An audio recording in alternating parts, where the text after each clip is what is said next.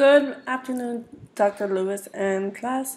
Today I am going to be giving some information on one of the areas in Chapter 10 that I thought would be interesting to look at, which is the identity development.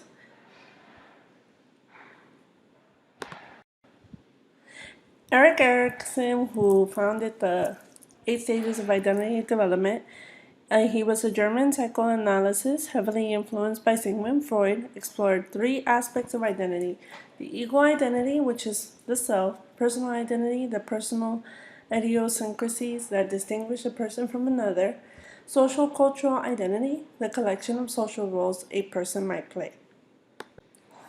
The eight stages of identity development. He developed the impact of external factors, parents and society, on personality development from childhood to adulthood.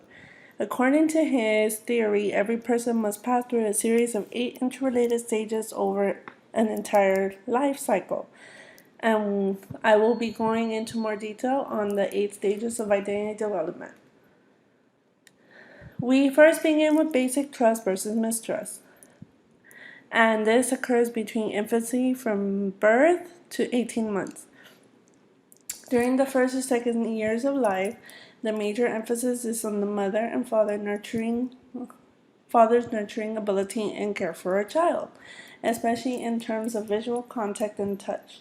The child will develop optimism, trust, confidence, and security if properly cared for and handled. If a child does not experience trust, he or she may develop an insecurity, worthlessness, and general mistrust to the world. And an example of this is feeding. For example, if you feed the child when the child's hungry, then they will trust you. If you don't do that when they need it, then they will mistrust you. The second stage is autonomy versus shame, and this occurs from the toddler to early childhood years, and this is from 18 months to 3 years. The second stage occurs between 18 months and 3 years. At this point, the child has an opportunity to build self-esteem and autonomy as he or she learns new skills and rights from wrong. The well-cared for child is sure of himself, carrying himself or herself with pride rather than shame. During this time, the terrible twos, defiance, temper tantrums, and stubbornness can also appear.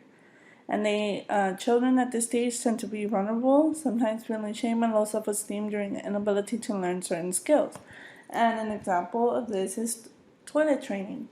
If they, accomplish this goal, and you show them that, that excitement of accomplishing it, then they will feel happy and their self-esteem will high.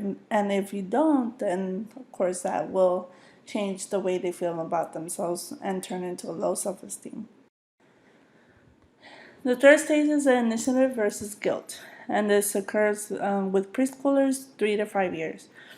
During this period, we experience a desire to copy the adults around us and take initiative in creating play situations. We make up stories with Barbies and Kens, toys, phones, miniature cars, playing out roles in trial universe, experimenting with blueprint for what we believe it means to be an adult.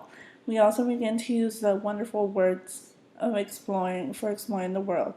The infamous why question. An example is independence. This occurs a lot, especially for me as a pre-K teacher. They all, especially the girls, they want to try to mimic, me as the teacher when they're playing amongst themselves. One of them will be the teacher, the rest will be the kids, and they kind of start playing that role. And the sixth stage is industry versus inferiority, and this is competence. And this occurs between school-age children 6 to 12 years. During this stage, often called latency, we are capable of learning, creating, and accomplishing numerous new skills and knowledge, thus developing a sense of industry.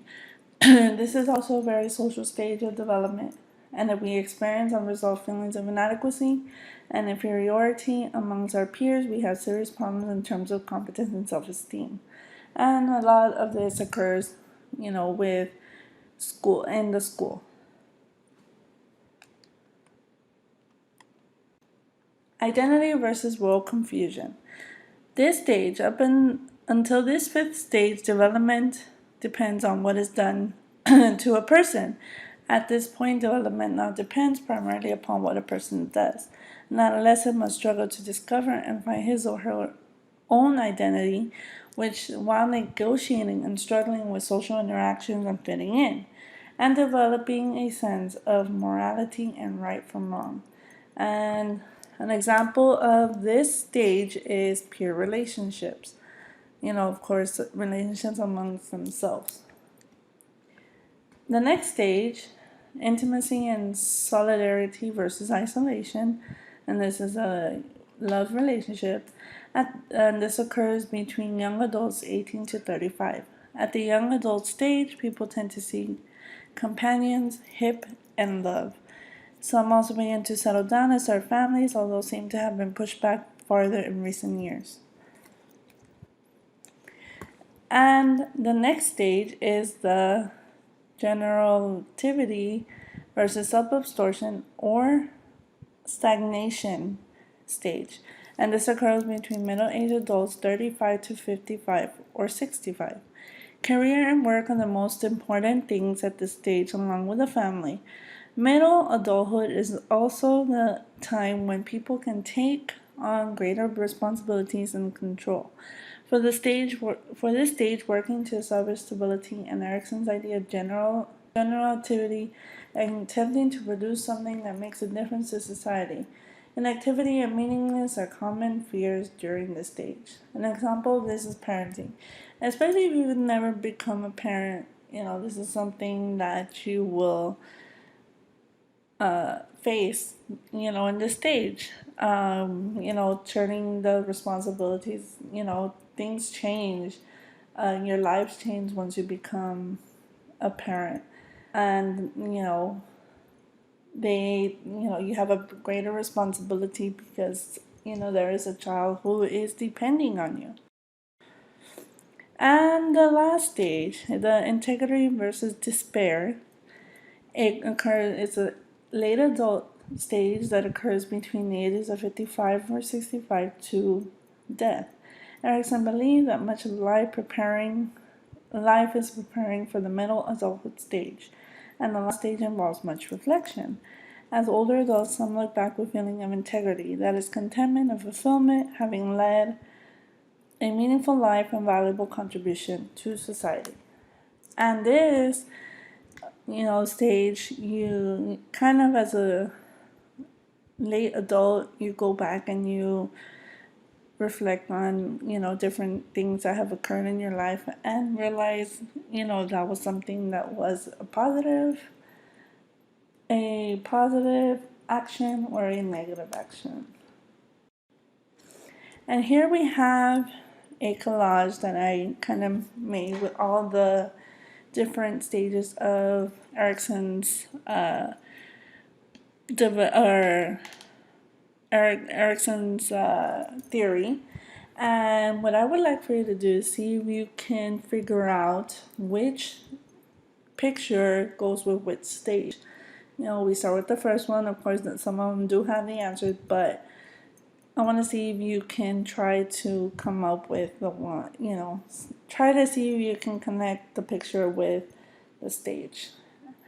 And also trying to and I would also like you to reflect on your knowledge about these stages, and I want you to do, a KWL on what you know about it now, or what you have learned about it now, that I presented this to you.